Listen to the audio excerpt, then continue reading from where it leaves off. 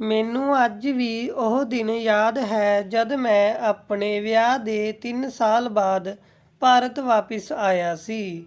ਘਰ ਦਾ ਹਰ member airport ਪਰ ਮੌਜੂਦ ਸੀ, ਜਿਸ ਵਿੱਚ ਮੇਰੀ 2 ਸਾਲ ਦੀ ਬੇਟੀ ਆਲੀਆ ਵੀ ਸੀ। ਮੇਰੀ ਅੱਖਾਂ ਦੀਪਾ ਨੂੰ ਲੱਭ ਰਹੀ ਸੀ, ਪਰ ਉਸ ਨੂੰ ਉੱਥੇ ਨਾ ਪਾ ਕੇ ਮੈਂ ਥੋੜ੍ਹਾ ਬੇਚੈਨ ਜਿਹਾ ਹੋ ਗਿਆ।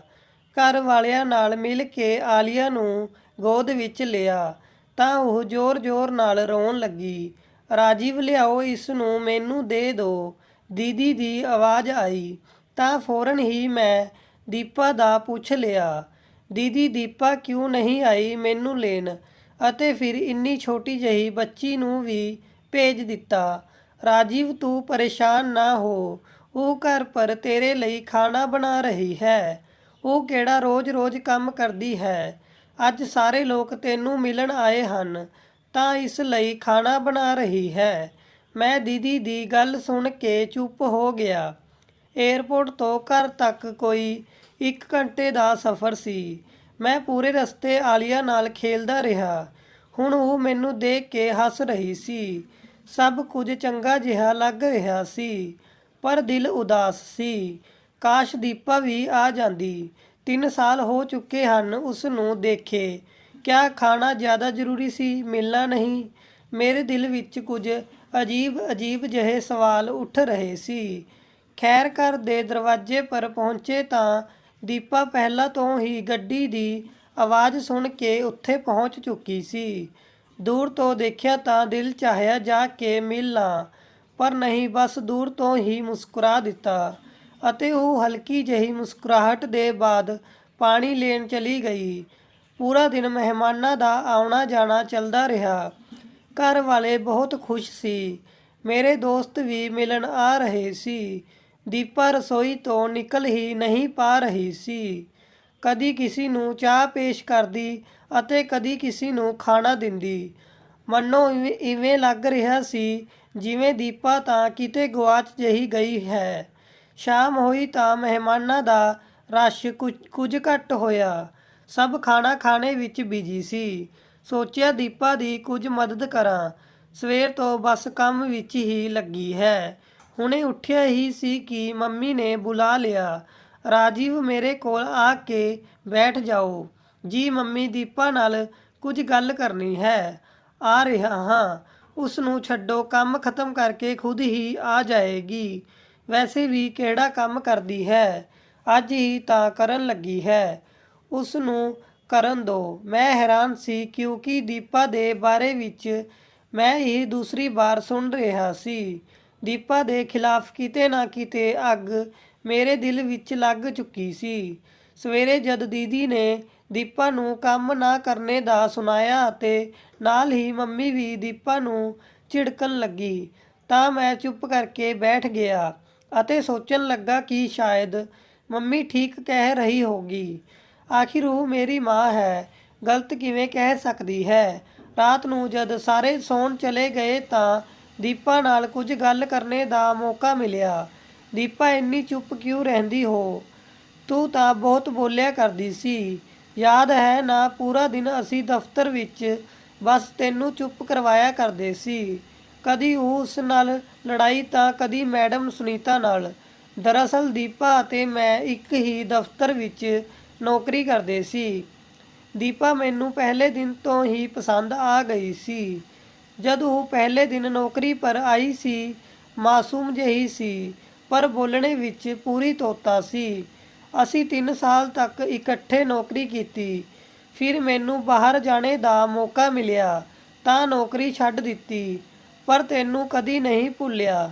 ਤੈਨੂੰ ਅਪਣਾਉਣਾ ਚਾਹੁੰਦਾ ਸੀ। ਜਦੀ ਮਾਂ ਨੂੰ ਰਾਜ਼ੀ ਕੀਤਾ, ਜੋ ਕਿ ਬਹੁਤ ਮੁਸ਼ਕਿਲ ਕੰਮ ਸੀ, ਅਤੇ ਫਿਰ ਆਖਿਰਕਾਰ ਅਸੀਂ ਇੱਕ ਹੋ ਹੀ ਗਏ। ਮੈਂ ਬਸ 1 ਮਹੀਨੇ ਦੇ ਲਈ ਹੀ ਆਪਣੇ ਵਿਆਹ ਪਰ ਆ ਸਕਿਆ। ਵਿਆਹ ਦੇ ਬਾਅਦ ਇੱਧਰ-ਉੱਧਰ ਦਾਵਤ ਅਤੇ ਘੁੰਮਣਾ ਫਿਰਨਾ ਲੱਗਾ ਰਿਹਾ। ਪੂਰਾ ਮਹੀਨਾ ਗੁਜ਼ਰ ਗਿਆ, ਪਤਾ ਹੀ ਨਹੀਂ ਚੱਲਿਆ। "ਰਾਜੀਵ, ਉਹ ਮੈਂ ਬਸ।" ਦੀਪਾ ਨੇ ਹੁਣੇ ਇੰਨਾ ਹੀ ਕਿਹਾ ਸੀ ਕਿ ਆਲੀਆ ਨੇ ਰੋਣਾ ਸ਼ੁਰੂ ਕਰ ਦਿੱਤਾ। ਦੀਪਾ ਉਸਨੂੰ ਚੁੱਪ ਕਰਾਉਣੇ ਅਤੇ ਸੁਲਾਉਣੇ ਵਿੱਚ ਲੱਗ ਗਈ। ਮੇਰੀ ਅੱਖ ਕਦ ਲੱਗੀ ਪਤਾ ਹੀ ਨਹੀਂ ਚੱਲਿਆ। ਸਵੇਰੇ ਆਲੀਆ ਦੇ ਰੋਣੇ ਦੀ ਆਵਾਜ਼ ਨਾਲ ਮੇਰੀ ਅੱਖ ਖੁੱਲ੍ਹ ਗਈ। ਦੀਪਾ ਯਾਰ, ਆਲੀਆ ਨੂੰ ਦੇਖੋ, ਇਹ ਕਿਉਂ ਰੋ ਰਹੀ ਹੈ। ਪਰ ਆਲੀਆ ਦੀ ਜ਼ੋਰਦਾਰ ਆਵਾਜ਼ ਨਾਲ ਆਖਿਰ ਮੈਂ ਹੀ ਉੱਠ ਗਿਆ। ਦੀਪਾ, ਕਿੱਥੇ ਹੋ ਯਾਰ? ਇਹ ਕਹਿੰਦੇ ਹੋਏ ਮੈਂ ਆਲੀਆ ਨੂੰ ਲੈ ਕੇ ਕਮਰੇ ਤੋਂ ਬਾਹਰ ਆਇਆ ਤਾਂ ਫਿਰ ਤੋਂ ਦੀਪਾ ਨੂੰ ਰਸੋਈ ਵਿੱਚ ਹੀ ਪਾਇਆ। ਚਨੇ ਘੱਟ ਪੈ ਗਏ। ਦੀਪਾ, ਚਨੇ ਹੋਰ ਲਿਆਣਾ। ਮੰਮੀ ਦੀ ਆਵਾਜ਼ ਮੇਰੇ ਕੰਨਾਂ ਵਿੱਚ ਪਈ ਤਾਂ ਕੁਝ ਦੇਰ ਰੁਕ ਜਿਹਾ ਗਿਆ। ਸਾਰੇ ਲੋਕ ਖਾਣੇ ਦੀ ਮੇਜ਼ ਪਰ ਸੀ, ਸਿਵਾਏ ਦੀਪਾ ਦੇ। ਮੰਮੀ ਨੇ ਮੈਨੂੰ ਦੇਖਿਆ ਤਾਂ ਬੁਲਾ ਲਿਆ, ਆ ਜਾਓ ਬੇਟਾ, ਨਾਸ਼ਤਾ ਤਿਆਰ ਹੈ। ਤੇਰੇ ਸਾਰੇ ਭੈਣ ਭਾਈ ਮੌਜੂਦ ਹਨ। ਮੰਮੀ, ਦੀਪਾ ਕਿੱਥੇ ਹੈ? ਆਲੀਆ ਨੂੰ ਭੁੱਖ ਲੱਗੀ ਹੈ। ਜਦੀ ਦੀਦੀ ਬੋਲੀ, ਲਿਆਓ ਆਲੀਆ ਨੂੰ, ਮੈਨੂੰ ਦੇ ਦਿਓ, ਤੁਸੀਂ ਫਰੈਸ਼ ਹੋ ਜਾਓ, ਇਸ ਨੂੰ ਮੈਂ ਦੇਖਦੀ ਹਾਂ।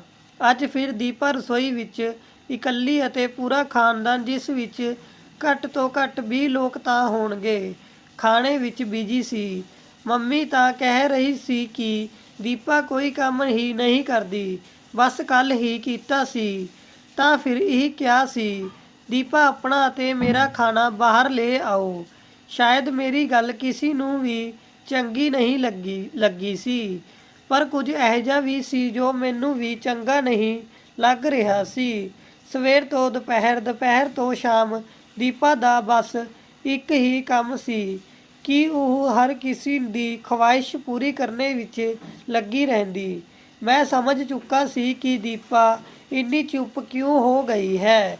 ਮੇਰੇ ਘਰ ਵਿੱਚ ਆ ਜਾਣੇ ਦੇ ਬਾਅਦ ਦੀਪਾ ਦੇ ਚਿਹਰੇ ਪਰ ਫਿਰ ਤੋਂ ਕੁਝ ਬਦਲਾਵ ਆਉਣਾ ਸ਼ੁਰੂ ਹੋਇਆ ਸੀ। ਸ਼ਾਇਦ ਮੇਰੇ ਜਾਣੇ ਦੇ ਬਾਅਦ ਸਾਰੇ ਉਸ ਪਰ ਹਾਵੀ ਹੋ ਜਾਣਗੇ।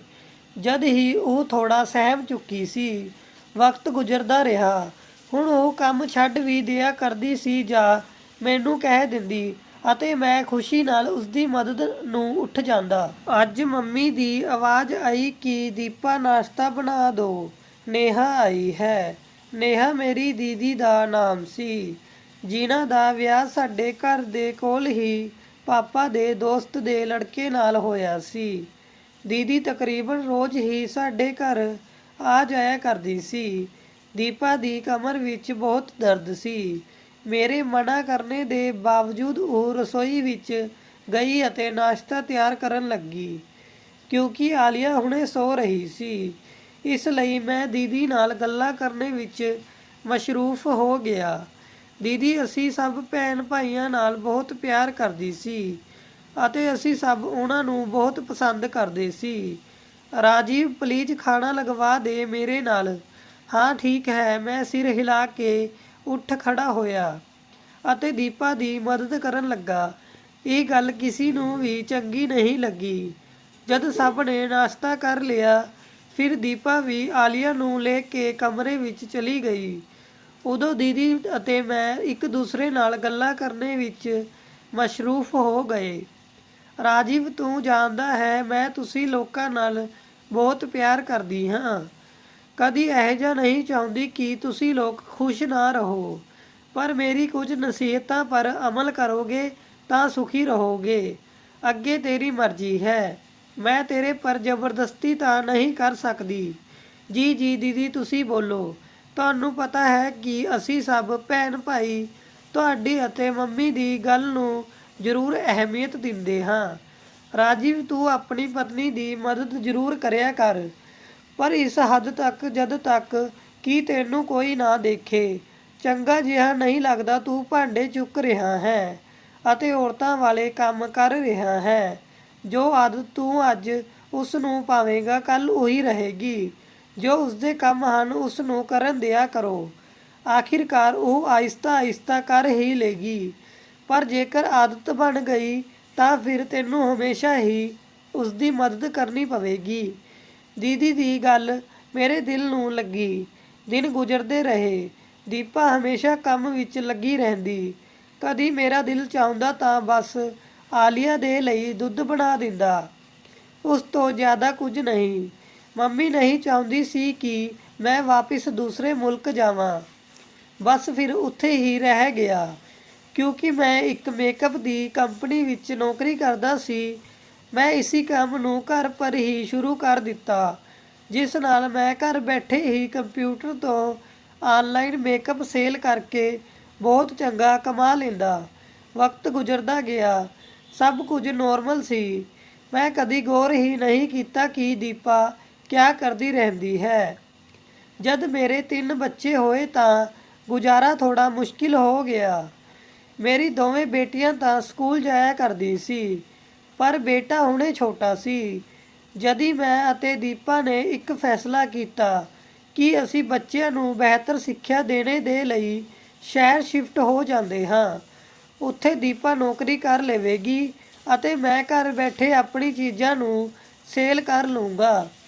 ਦੀਦੀ ਨਾਲ ਮਸ਼ਵਰਾ ਕੀਤਾ ਤਾਂ ਉਹਨਾਂ ਨੇ ਵੀ ਉਸ ਦੀ ਹਾਮੀ ਭਰ ਲਈ ਕਿ ਠੀਕ ਹੈ, ਬਸ ਮੰਮੀ ਨੂੰ ਨਾ ਭੁੱਲ ਜਾਣਾ। ਮੇਰੀ ਤਾਂ ਖਵਾਇਸ਼ ਸੀ ਕਿ ਮੰਮੀ ਨੂੰ ਨਾਲ ਲੈ ਜਾਵਾਂ, ਪਰ ਮੰਮੀ ਆਪਣਿਆਂ ਨੂੰ ਛੱਡ ਕੇ ਜਾਣੇ ਦੇ ਲਈ ਤਿਆਰ ਨਹੀਂ ਸੀ। ਉਹ ਵੱਡੇ ਭਾਈ ਦੇ ਨਾਲ ਰਹਿਣ ਲੱਗੀ। ਹੁਣ ਜ਼ਿੰਦਗੀ ਬੇਹੱਦ ਮਸ਼ਰੂਫ ਸੀ। ਮੈਂ ਪੂਰਾ ਦਿਨ ਸ਼ਾਮ ਤੱਕ ਆਰਡਰ ਹੀ ਲੈਂਦਾ ਅਤੇ ਉਹਨਾਂ ਨੂੰ ਉਹਨਾਂ ਦੇ ਪਤੇ ਪਰ ਭਿਜਵਾ ਦਿੰਦਾ। ਦੀਪਾ ਨੌਕਰੀ ਵਿੱਚ ਬਿਜੀ ਸੀ ਅਤੇ ਬੱਚੇ ਪੜ੍ਹਾਈ ਵਿੱਚ। ਇੱਕ ਦਿਨ ਦੀਪਾ ਨੌਕਰੀ ਤੋਂ ਆਈ ਤਾਂ ਸ਼ਾਇਦ ਕੁਝ ਜ਼ਿਆਦਾ ਹੀ ਥੱਕ ਗਈ ਸੀ। ਆਉਂਦੇ ਹੀ ਸੌ ਗਈ ਅਤੇ ਅਸੀਂ ਸਭ ਭੁੱਖੇ ਹੀ ਰਹਿ ਗਏ। ਦੀਪਾ ਥੋੜ੍ਹਾ ਬਿਮਾਰ ਰਹਿਣ ਲੱਗੀ ਸੀ। ਹੁਣ ਜਦ ਉਹ ਨੌਕਰੀ ਤੋਂ ਵਾਪਿਸ ਆਉਂਦੀ ਤਾਂ ਪਹਿਲਾਂ ਦੀ ਤਰ੍ਹਾਂ ਚੁਸਤ ਅਤੇ ਠੀਕ ਮਹਿਸੂਸ ਨਾ ਹੁੰਦੀ। ਹੁਣ ਦੁਪਹਿਰ ਦੇ ਖਾਣੇ ਦੇ ਨਾਲ ਨਾਲ ਅਸੀਂ ਰਾਤ ਦਾ ਖਾਣਾ ਵੀ ਹੋਟਲ ਤੋਂ ਮੰਗਵਾ ਲੈਂਦੇ। ਦੀਪਾ ਰੋਜ਼ ਕਹਿੰਦੀ ਕਿ ਰਾਜੀਵ ਮੈਨੂੰ ਡਾਕਟਰ ਦੇ ਕੋਲ ਲੈ ਜਾਓ, ਅਤੇ ਮੈਂ ਰੋਜ਼ ਕੰਮ ਦੀ ਵਜ੍ਹਾ ਤੋਂ ਨਾ ਜਾ ਪਾਉਂਦਾ। ਸਾਲੋਂ ਸਾਲ ਇਵੇਂ ਹੀ ਗੁਜ਼ਰਦੇ ਰਹੇ। ਨਾ ਮੈਨੂੰ ਟਾਈਮ ਮਿਲਿਆ, ਨਾ ਦੀਪਾ ਦੀ ਬਿਮਾਰੀ ਠੀਕ ਹੋਈ। ਨਹੀਂ ਪਤਾ ਉਸ ਨੂੰ ਕਿਆ ਹੋਇਆ ਸੀ। ਫਿਰ ਇੱਕ ਦਿਨ ਇਹੋ ਜਿਹਾ ਆਇਆ ਜਦ ਮੈਂ ਬਹੁਤ ਬਿਮਾਰ ਹੋਇਆ। ਪੇਟ ਦੇ ਦਰਦ ਨੇ ਜਿਵੇਂ ਮੇਰੀ ਜਾਨ ਕੱਢ ਦਿੱਤੀ ਹੋ। ਸਿਵਾਏ ਦੀਪਾ ਦੇ ਮੇਰੇ ਕੋਲ ਕੋਈ ਨਹੀਂ ਸੀ। ਆਖਿਰ ਮੇਰੇ ਘਰ ਵਾਲੇ ਵੀ ਤਾਂ ਹਨ, ਉਹਨਾਂ ਨੇ ਮੇਰਾ ਖਿਆਲ ਕਿਉਂ ਨਹੀਂ ਰੱਖਿਆ। ਇੱਕ ਦਫਾ ਫਿਰ ਮੈਨੂੰ ਅਹਿਸਾਸ ਹੋਇਆ ਕਿ ਮੈਂ ਦੀਪਾ ਦੇ ਨਾਲ ਬਹੁਤ ਗਲਤ ਕਰ ਜਾਂਦਾ ਹਾਂ, ਪਰ ਇਹ ਅਹਿਸਾਸ ਸ਼ਾਇਦ ਕੁਝ ਦਿਨਾਂ ਦਾ ਹੁੰਦਾ ਸੀ। ਫਿਰ ਤੋਂ ਉਹੀ ਜ਼ਿੰਦਗੀ ਜਿਸ ਵਿੱਚ ਮੇਰੀ ਖਵਾਇਸ਼ ਹੁੰਦੀ ਕਿ ਦੀਪਾ ਨੌਕਰੀ ਤੋਂ ਵਾਪਿਸ ਆ ਕੇ ਖਾਣਾ ਬਣਾਏ ਅਤੇ ਪੂਰੇ ਘਰ ਨੂੰ ਸੰਭਾਲੇ। ਅਤੇ ਜਦ ਗੱਲ ਮੇਰੀ ਮਦਦ ਦੀ ਆਉਂਦੀ ਤਾਂ ਮੈਂ ਆਪਣੀ ਥਕਾਨ ਨੂੰ ਅੱਗੇ ਲੈ ਆਉਂਦਾ ਅਤੇ ਦੀਦੀ ਦੀ ਕਹੀ ਉਹ ਗੱਲ ਕਿ ਪਤਨੀ ਦੀ ਜ਼ਿਆਦਾ ਮਦਦ ਨਾ ਕਰਨਾ, ਨਹੀਂ ਤਾਂ ਸਾਰੀ ਜ਼ਿੰਦਗੀ ਹੀ ਕਰਨੀ ਪਵੇਗੀ, ਮੇਰੇ ਦਿਮਾਗ ਵਿੱਚ ਮੌਜੂਦ ਸੀ। ਦੀਪਾ ਅਤੇ ਮੈਂ ਲੜਨਾ ਸ਼ੁਰੂ ਕਰ ਦਿੱਤਾ। ਕਦੀ ਉਹ ਟਾਈਮ ਨਾ ਦੇਣੇ ਪਰ ਮੇਰੇ ਨਾਲ ਲੜਦੀ ਅਤੇ ਕਦੀ ਮੈਂ ਖਾਣਾ ਨਾ ਬਣਾਉਣੇ ਪਰ, ਅਤੇ ਕਦੀ ਤੇਰੇ ਘਰ ਵਾਲੇ ਅਤੇ ਕਦੀ ਮੇਰੇ ਘਰ ਵਾਲੇ। ਬਸ ਇਵੇਂ ਹੀ ਤੂੰ ਮੈਂ ਕਰਕੇ ਵਕਤ ਗੁਜ਼ਰਨ ਲੱਗਾ। ਕਦੀ ਮੰਨ ਜਾਂਦੇ, ਕਦੀ ਲੜਨ ਲੱਗਦੇ। ਅੱਜ ਮੈਂ ਬਹੁਤ ਉਦਾਸ ਹਾਂ। ਦੀਪਾ ਹਸਪਤਾਲ ਵਿੱਚ ਹੈ, ਉਸ ਨੂੰ ਡ੍ਰਿਪ ਲੱਗੀ ਹੈ ਅਤੇ ਮੈਂ ਖੁਦ ਨੂੰ ਕਾਫੀ ਇਕੱਲਾ ਮਹਿਸੂਸ ਕਰ ਰਿਹਾ ਹਾਂ। ਬਸ ਮੈਂ ਅਤੇ ਮੇਰੇ ਬੱਚੇ, ਹੋਰ ਕੋਈ ਨਹੀਂ ਹੈ। ਮੇਰੇ ਘਰ ਵਾਲੇ ਦੀਪਾ ਤੋਂ ਹਾਲ ਚਾਲ ਪੁੱਛ ਕੇ ਜਾ ਚੁੱਕੇ ਹਨ। ਸਿਵਾਏ ਦੀਪਾ ਦੀ ਮੰਮੀ ਦੇ ਹੋਰ ਕੋਈ ਨਹੀਂ ਜੋ ਇਸ ਵਕਤ ਇਸ ਦੇ ਲਈ ਬੇਚੈਨ ਹੋ। ਮੈਨੂੰ ਅੱਜ ਉਹ ਦਿਨ ਯਾਦ ਆਉਂਦੇ ਹਨ ਕਿ ਕਿਉਂ ਅਸੀਂ ਲੜਦੇ ਸੀ, ਆਪਣਾ ਵਕਤ ਬਰਬਾਦ ਕਰਦੇ ਸੀ। ਕਿਉਂ ਮੇਰੀ ਦੀਦੀ ਨੇ ਮੈਨੂੰ ਇਹ ਨਹੀਂ ਕਿਹਾ ਕਿ ਰਾਜੀਵ ਆਪਣੀ ਪਤਨੀ ਦੀ ਮਦਦ ਕਰਿਆ ਕਰੋ। ਕਿਉਂ ਮੈਂ ਦੀਪਾ ਨੂੰ ਹਰ ਦਫਾ ਗਲਤ ਕਹਿ ਦਿੰਦਾ ਸੀ ਅਤੇ ਬਸ ਮੈਨੂੰ ਇਹੀ ਲੱਗਦਾ ਸੀ ਕਿ ਇਹ ਬਸ ਕੰਮ ਤੋਂ ਭੱਜਣੇ ਦੇ ਚੱਕਰ ਵਿੱਚ ਰਹਿੰਦੀ ਹੈ। ਕਿਉਂ ਹਰ ਵਾਰ ਮੈਂ ਆਪਣੇ ਘਰ ਵਾਲਿਆਂ ਦੀ ਗੱਲ ਨੂੰ ਸਹੀ ਸਮਝਦਾ ਸੀ।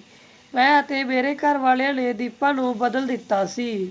ਉਹ ਜ਼ਿੰਦਗੀ ਜੋ ਦੀਪਾ ਜੀਆ ਕਰਦੀ ਸੀ, ਮੈਂ ਉਸਦੀ ਖੁਸ਼ੀਆਂ ਆਪਣੇ ਤਾਨਿਆਂ ਨਾਲ ਖ਼ਤਮ ਕਰ ਦਿੱਤੀ ਸੀ।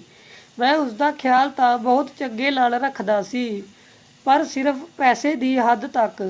ਦੀਪਾ ਤੂੰ ਵਾਪਿਸ ਆ ਜਾ, ਮੈਂ ਤੇਰੇ ਬਿਨਾਂ ਨਹੀਂ ਜੀ ਸਕਦਾ। ਤੂੰ ਮੇਰੀ ਜ਼ਿੰਦਗੀ ਦੀ ਸਾਥੀ ਹੈ, ਮੈਨੂੰ ਤੇਰੇ ਸਾਥ ਦੀ ਆਦਤ ਹੈ। ਬਸ ਠੀਕ ਹੋ ਜਾਓ ਯਾਰ। ਮੈਨੂੰ ਅੱਜ ਸਮਝ ਆਇਆ ਕਿ ਉਹ ਤਾਂ ਖਾਣਾ ਵੀ ਨਹੀਂ ਬਣਾਉਂਦੀ ਸੀ, ਫਿਰ ਵੀ ਕਿਉਂ ਥੱਕ ਜਾਇਆ ਕਰਦੀ ਸੀ। ਸਿਰਫ ਖਾਣਾ ਬਣਾਉਣਾ ਘਰ ਦੇ ਕੰਮਾਂ ਵਿੱਚ ਸ਼ਾਮਿਲ ਨਹੀਂ ਹੁੰਦਾ, ਹੋਰ ਵੀ ਬਹੁਤ ਕੁਝ ਹੁੰਦਾ ਹੈ। ਅੱਜ ਕੱਲ੍ਹ ਮੈਂ ਵੀ ਖਾਣਾ ਬਾਹਰ ਤੋਂ ਮੰਗਵਾਉਂਦਾ ਹਾਂ ਅਤੇ ਫਿਰ ਵੀ ਬਹੁਤ ਥੱਕ ਜਾਂਦਾ ਹਾਂ। ਪੂਰਾ ਦਿਨ ਮੈਂ 5 ਮਿੰਟ ਦਾ ਆਰਾਮ ਨਹੀਂ ਕਰ ਸਕਦਾ। ਦੀਪਾ, ਤੂੰ ਸੱਚ ਕਹਿੰਦੀ ਸੀ ਕਿ ਰਾਜੀਵ ਦੁਨੀਆ ਦੀ ਨਜ਼ਰਾਂ ਵਿੱਚ ਸਿਰਫ ਮਰਦ ਹੀ ਕਿਉਂ ਥੱਕਦੇ ਹਨ? ਆਖਿਰ ਔਰਤਾਂ ਕਿਉਂ ਨਹੀਂ ਥੱਕ ਸਕਦੀ? ਉਸ ਨੂੰ ਇਜਾਜ਼ਤ ਕਿਉਂ ਨਹੀਂ ਹੈ? ਸਟੋਰੀ ਕਿਵੇਂ ਲੱਗੀ? ਲਾਈਕ ਕਮੈਂਟ ਕਰਕੇ ਜ਼ਰੂਰ ਦੱਸਿਓ ਜੀ। ਧੰਨਵਾਦ ਜੀ।